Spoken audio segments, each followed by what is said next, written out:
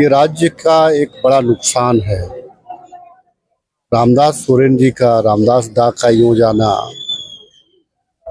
झारखंड के लिए अपूरणीय क्षति है। बहुत ही मृदुभाषी, मिलनसार और सरल स्वभाव के व्यक्ति रहे थे रामदास दा।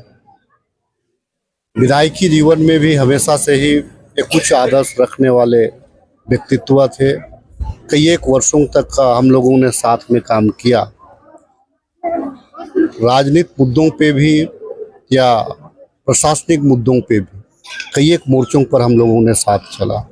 जब इनको कैबिनेट मिला तो कैबिनेट के दरमियान में भी हम लोगों ने बहुत सारी चीज़ों को एक साथ बैठ करके एक सलाह मशूरा के तौर से हम लोगों ने बातचीत किया था।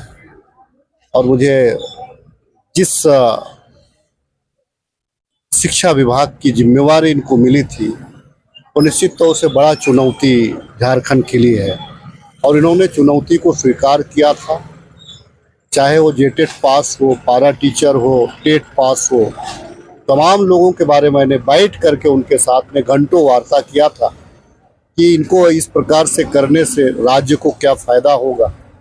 और मैंने उनको रिक्वेस्ट भी किया था कि जो टेट पास अभ्यर्थी हैं, जेटेट पास लोग हैं, उनका उम्र सीमा जा रहा है तो इनको रियायत देनी चाहिए और इनको बहाल करना चाहिए, नहीं तो झारखंड एक बड़ा हुनर को खो देगा।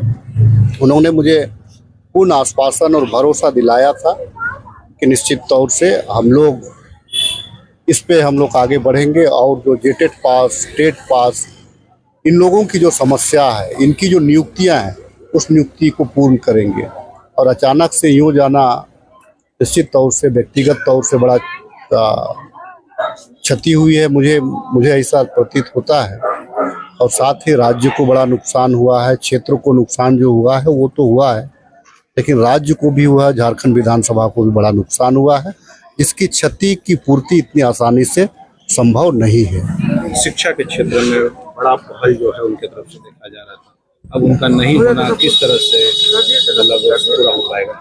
देखिए, एक चीज़ है, गांव की व्यवस्था को समझते थे। राज्य झारखंड आंदोलनकारी थे तो जानते थे कि हमको क्या चाहिए, राज्य को क्या चाहिए, किस रूप से राज्य की शैक्षणिक व्यवस्था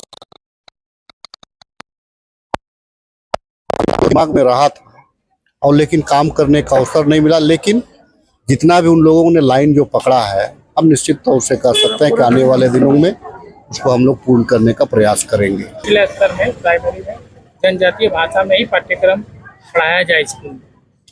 उसी का नतीजा है कि